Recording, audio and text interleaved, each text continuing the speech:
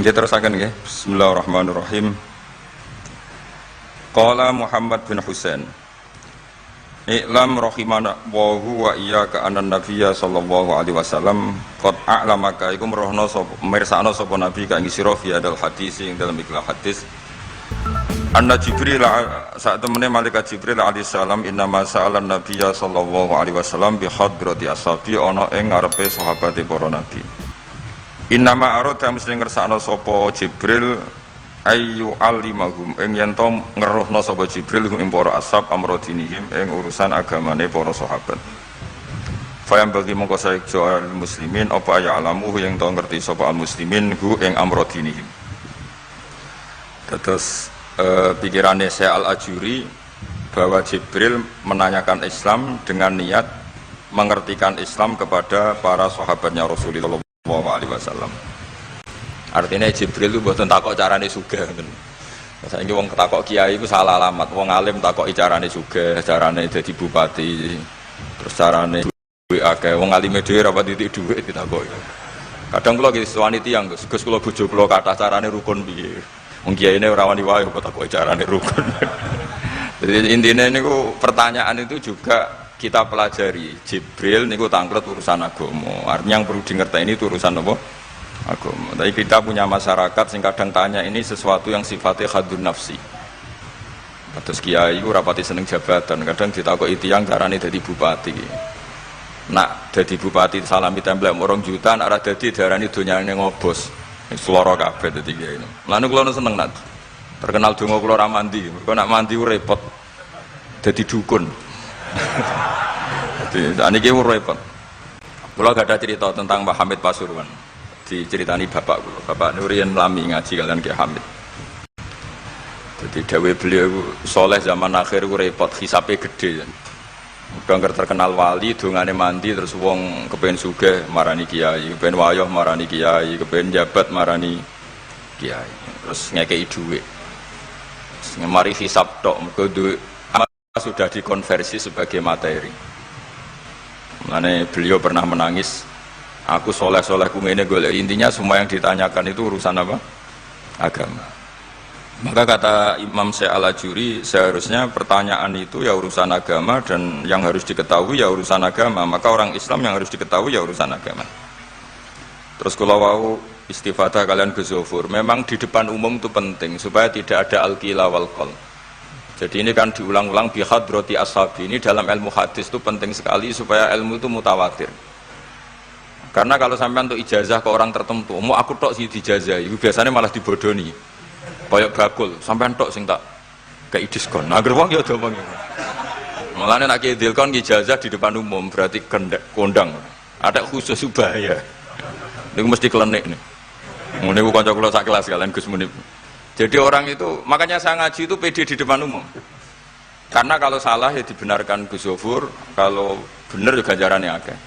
Tapi nak ngaji mbek wong loro dhewean iku terus kok cocokan. Nak salah aja kodo-kodo ya kan. Jadi memang ilmu itu suka yang mutawatir saya karena validitasnya jelas.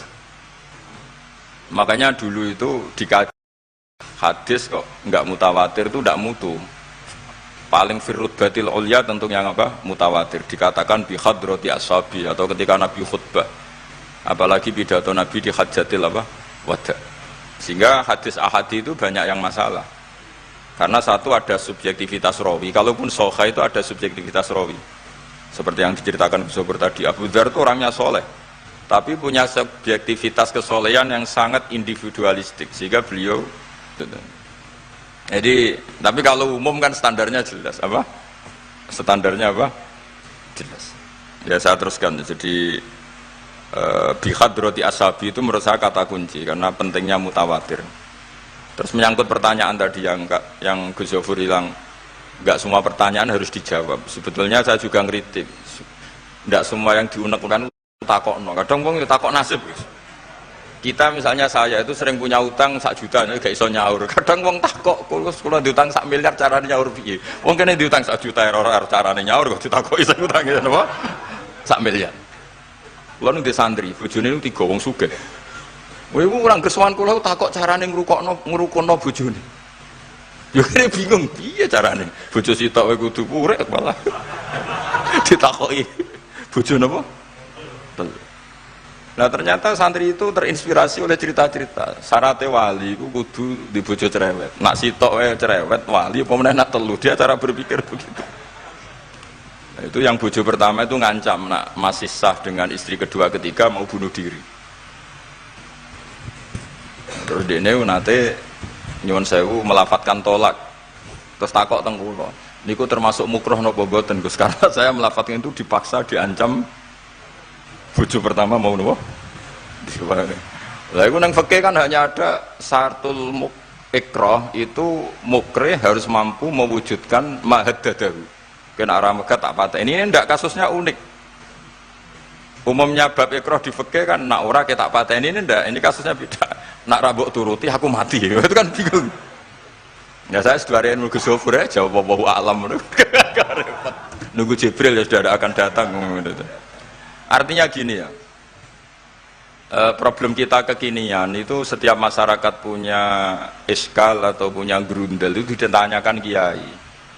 Padahal seharusnya tidak sesuatu yang harus apa ditanyakan. Misalnya yuk, gawane di bojo akeh ya mesti sumpek ngurmat wong wedok sitok sumpek apa meneh telu. Terus gawane wong duwe utang akeh ya sumpek. Hal-hal seperti itu kan lazim. Sebenarnya nggak perlu ditanyakan, wis biasa wae standar. Tapi kita ini sering menuntut orang lain menjadi solusi ya bagi orang itu. Makanya saya kalau ngajar di Jogja itu sering cerita begitu. Problem orang kota itu adalah kalau punya beban itu dibebankan ke negara atau ke kiai atau ke ustadz. Padahal beban ini sebagai hukuman karena kesalahannya apa? Sendiri. Saya masih ingat betul ketika kasus Aid. Mbah Mun itu orang yang sangat syafiq li ummati, sangat syafiq lah, sangat syafaqah pada umatnya.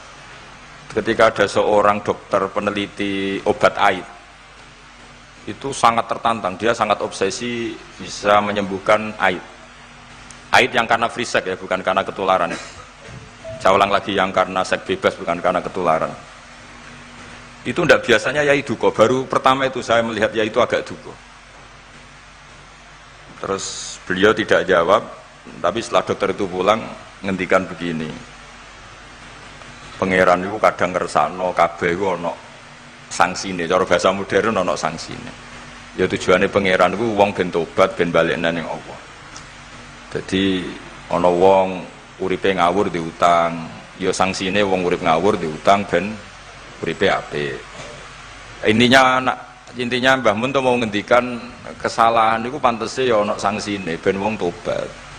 Lah saiki kiai iku nek ditakoki ngono berusaha cari solusi sanksi iku, padahal Allah kepengen memberi sanksi. Enggak sampean misalnya zaman mondok ora sregep terus bareng saiki dadi kiai bingung terus kula kan dadi solusi Gus kayak donga laduni. Wong pangeran ngekeki sanksi kuwe zaman mondok ora sregep. Ben ora rasane isin maca keliru di depan umum. Malah yo ijazah napa? Laduni. Jadi itu pelajaran bagi saya menurut saya. Jadi kata Mbah Mun la'allahum yarji'un itu la'allahum yantahun yang di Quran itu satu kesalahan itu pasti Allah itu menghendaki ada apa? Sanksi. Tentu maksudnya Allah baik supaya tobat. Tapi sekarang sanksi itu mau dihilangkan. Kadang konsultannya itu kayak bojo kepengen minggat. Sing lanang tak takoki kena apa? Mun lami Gus boten kula nafakoi. Ya aku yang mending normalnya aku minggat, aku terlambat bojomu kepengen minggat saiki aku terlambat. Kudune wis wingi-wingi. Normalnya wong lanang ra tanggung jawab, mencen sanksine bojone minggat. Itu cara kula kiyaine memberi napa? Solusi. Tak tak bila minggate teng diteng tiang tuane, berarti bojomu pinter. Wis ngerti sing lanang ra kena deloki melok wong tuane ya niku. Dadi nah seperti itu menurut saya semua kiai itu harus kayak saya dalam bab itu. Tapi mereka cari donga, piye bojo iki ra dicukupilah seneng. Terus golek akeh pengasih, golek jimat. Akhirnya bangun nanti cerita, sing kula malah tak kenang sih. Akhirnya kiai ini nganti lali ya. Ono wong melarat yo ijazah kiai. Berhubung kiai ini ku isin muni ra iso dijazahi duha mek donga. Kiai ini ku lali nak dhewe fakir. Akhirnya yang minta ijazah itu ditimbali bangun. Rene tak ijazahi. Kowe yo ijazah duha mbek sapa kiai iki. Lha kiai ku dhewe fakir kok njaluk ijazah. Yo ijazah ya mbek aku sing wis sukses dadi kiai sugih. Artinya apa? Bener ceritane Gus Sofur, gara-gara setiap pertanyaan niku memaksakan bisa jawab. Wis koyo ning pondok lho, wis karuan dene dhewe Joko tuwa. Lho kok ngekek ijazah mahabbah. Dhewe ning pondok ganti Joko tuwa.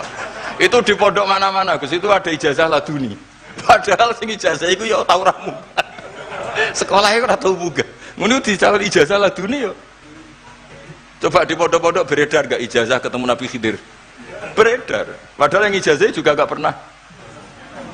Nah itu karena yang diceritakan seperti tadi, memaksakan bisa. Jadi karuan dekne dhewe ra iso ya santai wae. Nah, aku pengen ngipi ketemu Rasulullah itu beredar gak ijazah itu? Mungkin Pak Del kan yang pernah mengijazahkan itu. Tapi ora tahu. Sampe tahu ijazah niku Pak Zakaria. Oh, jadi ya ijazah terus ya. Karena jubir Torekoh nih. Jadi intinya kalau tidak bisa ya bilang saja tidak bisa. Sampai apa jangan kita lupa tadi, sampai lupa daratan tadi. Karena problem negara kita termasuk itu. Semua intelektual, semua pakar kalau ditanya problem negara itu semuanya jawab. Akhirnya kan gaduh. Semuanya punya rumus, semuanya punya versi. Akhirnya gaduh. Misalnya pemerataan Indonesia rumusnya gimana? Yang satu bilang, wah ibu kotanya dipindah. Yang satu bilang, harus ada sentralisasi di Jawa supaya ada kualitas A, ada kampus terbaik, ulama terbaik. Kalau diratakan nanti kemampuannya rata itu justru tidak bagus. Yang ketiga enggak, wah kualitas demokrasinya dijaga. Yang satu enggak, demokrasi tanpa ekonomi tidak bisa. Sehari santri ya sedunia rasa pikir besok mati ben. Nah itu kan karena memaksakan jawab akhirnya ada kegaduhan. Zaman tabiin yang masih ada sahabat banyak. Sebetulnya bukan zaman tabiin banget karena zaman itu masih banyak apa? Sahabat. Itu mereka cara berpikir sudah semua ahlun nar itu redaksi di Quran tuh khalidina fiha, sehingga zaman tabiin sudah banyak yang berpikir nggak ada kemungkinan orang sing yukhrajuna minan nar. Sehingga terus ada kafilah itu, ada delegasi, ayo kita ke Medina, semoga kita ketemu sebagian ashabu Rasulillah. Sehingga cerita akhirnya ketemu beberapa sahabat. Di situ diceritakan ada Jabir, ada beberapa lah yang sahabat sepuh bahkan. Nah terus si Jabir ini, sahabat Jabir ini cerita kalau itu memang ada bisa syafaati Rasulillah Shallallahu Alaihi Wasallam. Tapi satu kontingen ini yang tetap berpikiran tidak ada syafaat itu banyak. Alasannya semua cerita tentang ahlun nar adalah khalidina fiha. Ketika Jabir masih hidup itu ya sempat terjadi debat. Loh itu yang khalidina fiha itu amma ahlun nar alladzina hum ahluha. Memang dia berhabitat neraka, memang alamatnya neraka. Kalau sehingga ini menjadi khas. Meskipun khas ini iskal, kita akan iskal karena itu di Quran tidak ada maksudnya nggak ada secara sorry yang menerangkan ada kaumin sing yukhrajuna minan nar. Makanya Syekh Al-Ajuri ngendikan ciri khas ahli sunnah adalah mengimani adanya kaum sing yukhrajuna minan nar, karena itu zaman tabiin sudah ada polemik, tapi tentu kita yang mengimani itu. Tapi kalau ada yang tanya di semua Quran kalau masuk neraka itu khalidina fiha itu dijawab apa? Amma ahlun nar alladzina hum ahluha. Memang dia spesifik ahli neraka, memang dia berpenduduk neraka. Alamatnya neraka, KTP-nya neraka, kakane neraka. Kalau kita ini ndak, KTP kita surga, mbah-mbah kita ahli surga. Karena alamat kita sebenarnya kan surga. Nabi Adam itu kan surga alamat. Makanya saya ngaji di mana-mana itu betapa baiknya agama ini. Karena kunci surga kita sudah dikasih tahu miftahul jannah. Sementara kita tidak tahu kuncinya neraka. Jadi kena mlebu neraka kebangetan lho. Wong ora roh kuncine kok mlebu. Tapi jare kancaku, wah gak ono pintune Gus, langsung blusek. Ini problemnya itu. Tapi nek sampean mlebu neraka kebangetan. Karena yang kita punya kuncinya itu surga, kita tidak punya kunci neraka. Ono sing dikunci neraka, mboten to? Nah, harusnya kita nggak bisa masuk neraka karena nggak punya kuncinya. Jadi kalau nak maca hadis miftahul jannah la ilaha illallah itu syukur itu lah. Cek apike Kanjeng Nabi, wong kunci kok didudono. Itu kan luar biasa. Jadi orang memahami hadis itu Saya ini tahadus bin nikmah, ini mumpung ada Gus Zofur, ini saya tasihkan. Wal asri demi masa, demi waktu. Saya ketika baca ayat yuridu wa bikumul yusra wa la yuridu bikumul usra. Dengan ayat wal asri demi waktu. Itu memang luar biasa Islam itu. Coba ya. Kita baca kalimat tauhid itu kan hanya butuh waktu setengah menit, mungkin tidak ada la ilaha illallah Muhammadur Rasulullah. Waktu yang sesingkat itu bisa menghapus kekafiran di masa lalu. Jadi misalnya orang kafir 70 tahun, itu terhapus kekafirannya hanya dengan singkat melafadzkan la ilaha illallah Muhammadur Rasulullah. Dan waktu pas dia melafadzkan syahadat ini momen paling dikenang ketika nanti di akhirat. Wal asr, demi waktu. Jadi artinya apa? Momen terbaik kita adalah ketika melafadzkan itu. Dan kalimat itu mudah. Dan sah, asal belum yughorghir, belum kelerek-kelerek, sah. Dan tanpa syarat. Misalnya sholat tidak butuh suci, butuh nutupi aurat, butuh melakukan rukun dan syarat. Syahadat enggak. Lau ta'laffadhu kafirun bihadi syahadah, mesti apa? Sohat hadi syahadah. Padahal kafir, urung adus ijek cerita ya betapa agama ini mudah. Ya kan, kalimat yang bisa menghilangkan kekafiran kemudian tidak banyak syarat. Coba kalau kamu mau sholat, syaratnya kan macam-macam. Mau zakat, ulama Islam. Ya, terus kita harus menghindari perilaku tertentu yang perilaku itu zaman Nabi sudah sangat diperingatkan. Misalnya yang masyhur itu Khawarid. Khawarid itu kelompok yang sangat soleh secara zahir. Yes, ibadahnya kata Rasulullah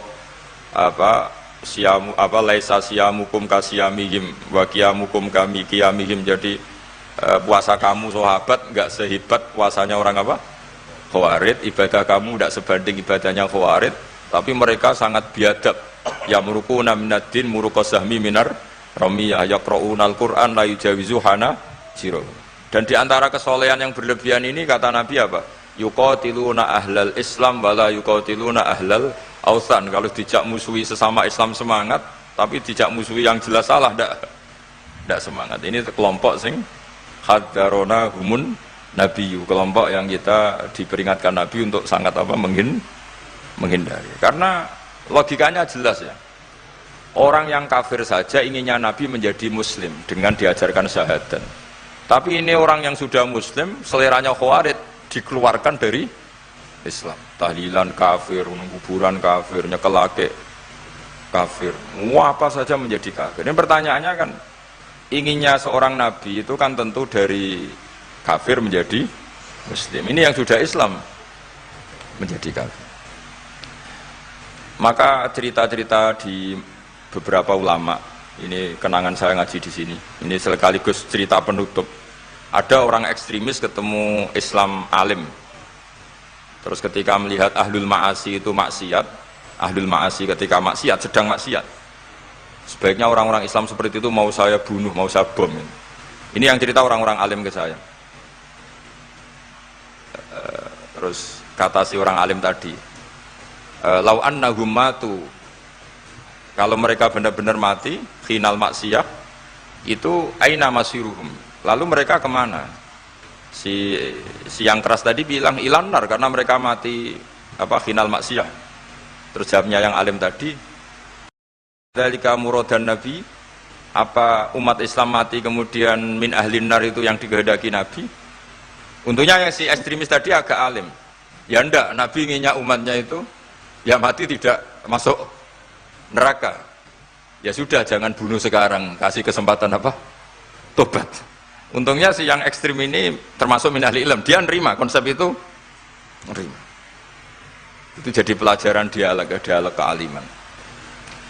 Dan kita menjadi moderat bukan karena liberal atau sekuler. Memang kita baca hadis-hadis misalnya inna wuha yabsutu yadahu billail yatuba musiun nahar wa yabsutu yadahu bin nahar yatuba musiul. Allah yang Tuhan saja inginnya itu menunggu tobatnya mereka, bukan mengakhiri mereka dalam keadaan tidak tobat. Jadi ini supaya jadi faham, menjadi khas kita. Ya Allah yang Tuhan saja inginnya kan menunggu tobatnya mereka, bukan malah tobat itu kita hentikan ya dengan dibunuh ketika maksiat. Itu artinya kan kita tidak memberi kesempatan tobat. Saya masih ingat Mbah Mun sering cerita ke saya, aku corokon mileh, kata beliau, aku corokon mileh.